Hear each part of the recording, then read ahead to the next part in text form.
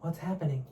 Well, here's a case of Marbury versus Madison. This decision is establishing the principle of judicial review here in the United States. All right, let's set the stage. In 1801, President John Adams, in his final days of office, appointed several Federalists to judicial positions called the Midnight Judges. However, Thomas Jefferson assumed presidency. His secretary, However, when Thomas Jefferson assumed the presidency, his Secretary of State, James Madison, refused to deliver some of the commissions, including one for William... Order! Wait, shh. Madison! It's starting. Madison, why have you not delivered my commission? I was legally appointed as a justice of the peace. Mr. Marbury, the new administration sees no reason to honor last-minute appointments made in haste. The commissions will not be delivered. Then I will take this matter to court. I demand what is rightfully mine. You are free to pursue legal action, Mr. Marbury. However, I must warn you, that outcome may not be in your favor. I am prepared to fight for my rights. The law is on my side, and I will not be deterred. Very well, but remember, this is just not about you. This could set a precedent for future administrations. Then let it be so. Justice must prevail, no matter the consequences. I respect your resolve, Mr. Marbury. May the court decide what is just. There, William Marbury filed a case with the Supreme Court seeking an order court demanding Madison to deliver the commission. Chief Justice John Marshall presided over this case, faced with a critical decision that would define the role of judiciary. Gentlemen, this case presents profound questions. Mr. Marbury, you are indeed entitled to your commission under the law. However, this court must determine whether it is the authority to issue a writ of mandamus in this matter. Your Honors, I would like to further emphasize the importance of adhering to the rule of law and the principles of justice. The Constitution grants the President the authority to make appointments, and once the President has exercised this authority by signing and sealing a commission, the appointment is complete. The delivery of the commission is a ministerial act that should not affect the validity of the appointment. Moreover, denying the commission based on the lack of delivery would create a loophole that could be exploited by future administrations to undermine the will of their precursor. This would lead to instability and uncertainty in our government.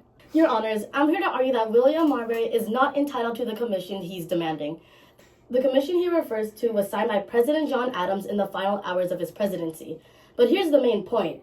It wasn't delivered before Adams left office, and without delivery, the appointment is incomplete.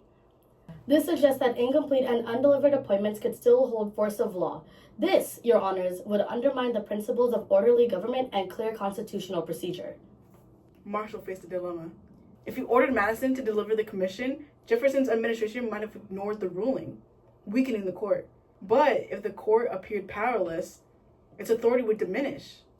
Okay, I guess they're now going to talk about the Judiciary Act of 1789, which established the federal judiciary system, allowing the Supreme Court to issue the writ of mandamus.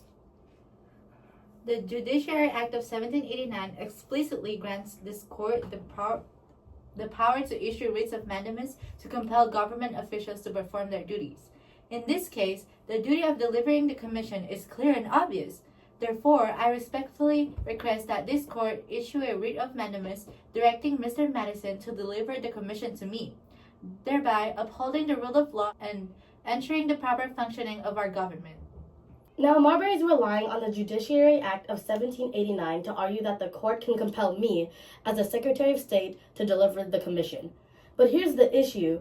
Even under the Judiciary Act, a commission that was not delivered before a previous president left office cannot be considered valid. The appointment itself remains incomplete. This court holds that the law granting us the power to issue the writ of mandamus, in this case, the Judiciary Act of 1789, is unconstitutional. It expands the original jurisdiction of the court beyond what the Constitution allows. Thus, we cannot issue the writ. Does it mean I am denied justice? Mr. Marbury, while your grievance is valid, this court cannot act outside its constitutional bounds. It is our duty to uphold the Constitution above all else. And yeah, the Supreme Court established its authority to declare laws unconstitutional, establishing the principle of the judicial review. While Marbury never received his commission, this decision will forever shape the balance of power in the United States government. The judicial review is unquestionably under the mandate of the judicial branch to say if a law follows the Constitution or is deemed unconstitutional. And with these words, thank you very much, Chief Justice Marshall. The judiciary asserted its role as a co-equal branch of the government, safeguarding the Constitution for generations to come.